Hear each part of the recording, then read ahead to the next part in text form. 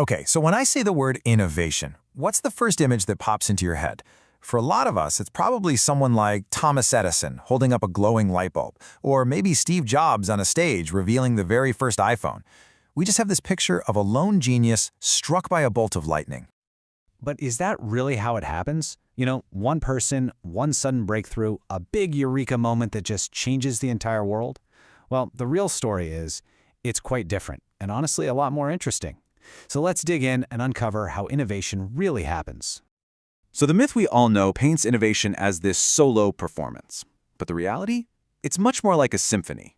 It's collaborative, it's gradual, and new ideas are almost always built on the foundations that lots of other people laid down before. Today, we're going to bust that myth by looking at 4 fundamental truths about how innovation actually works. All right, our first truth starts with a really crucial distinction. You see, a lot of people use the words invention and innovation like they're the same thing, but they are worlds apart. Getting this difference is key, and the story of the light bulb, well, it's the perfect place to start. So what is the difference? Simple. An invention is about creating something new. A new idea, a new device, it's the spark. But innovation? That's the entire fire. It's the whole process of taking that spark and making it practical, affordable, reliable, and something that pretty much everyone can use. Here's something that might surprise you. Thomas Edison did not invent the light bulb, not even close.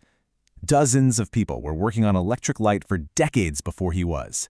You had arc lamps way back in 1802, different filament bulbs being patented all through the 1800s. These were all super important inventions, but they all had problems. They were way too expensive, they burned out fast, and frankly, some were just dangerous. And this is where we see Edison's real genius. He wasn't just obsessed with the bulb, he was focused on the entire system. His innovation was creating the whole infrastructure that was needed to make electric light a normal part of daily life. He built the power plants, he figured out the electrical grid, he created the switches and meters for our homes. He turned an expensive gimmick into a safe, reliable utility. That is the difference between invention and innovation. Okay, let's move on to our second truth, which builds right on top of this. Innovation isn't a single event. It's an evolutionary process. Kind of like how life evolves through tiny, cumulative changes over millions of years, our biggest technologies evolve through countless little contributions over decades. To see this in action, let me ask you a simple question. Who invented the computer? It sounds easy, right? But it's almost impossible to give a single name. And why is that?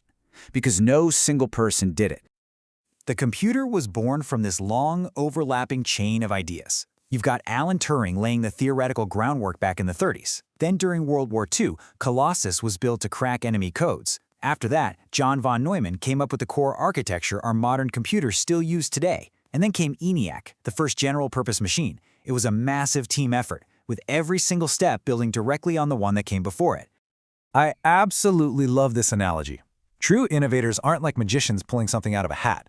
They're more like master chefs.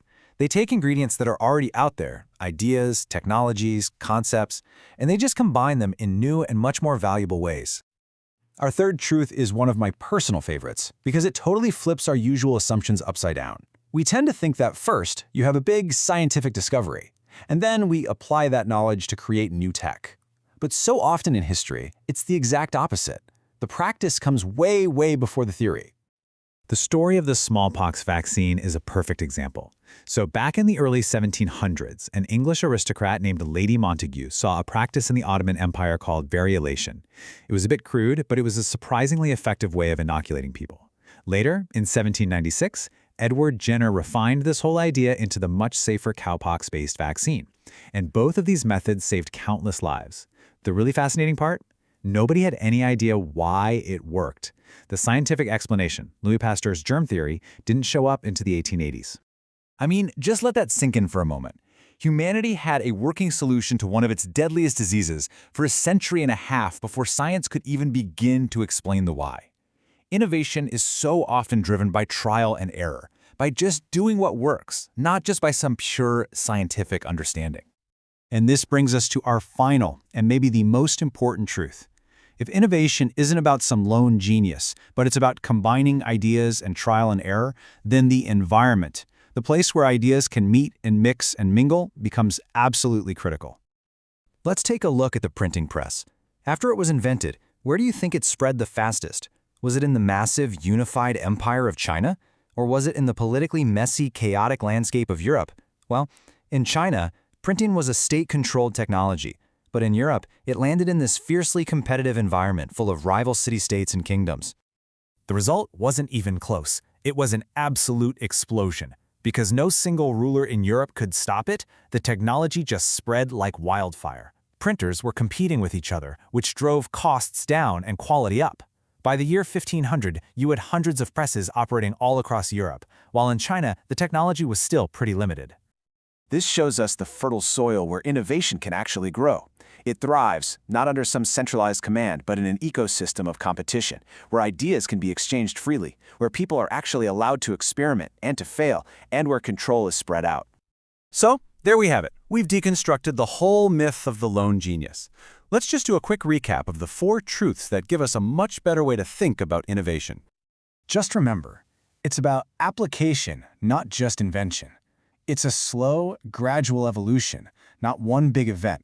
Practice, very often, comes before theory.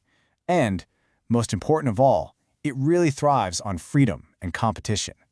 And all of this leads to the single most powerful takeaway. If we want more innovation in our companies, in our communities, in our countries, we shouldn't be sitting around just waiting for the next Edison or Jobs to magically appear. We should be focused on building a culture, an environment where everyone feels empowered to connect, combine, and experiment with ideas. Because innovation doesn't start with some world-changing revelation. It starts with a conversation. It starts with a question. It starts by sharing some small, maybe half-formed idea. So, I'll leave you with this question. What small idea will you share with someone today? Because that, right there, is where innovation truly begins.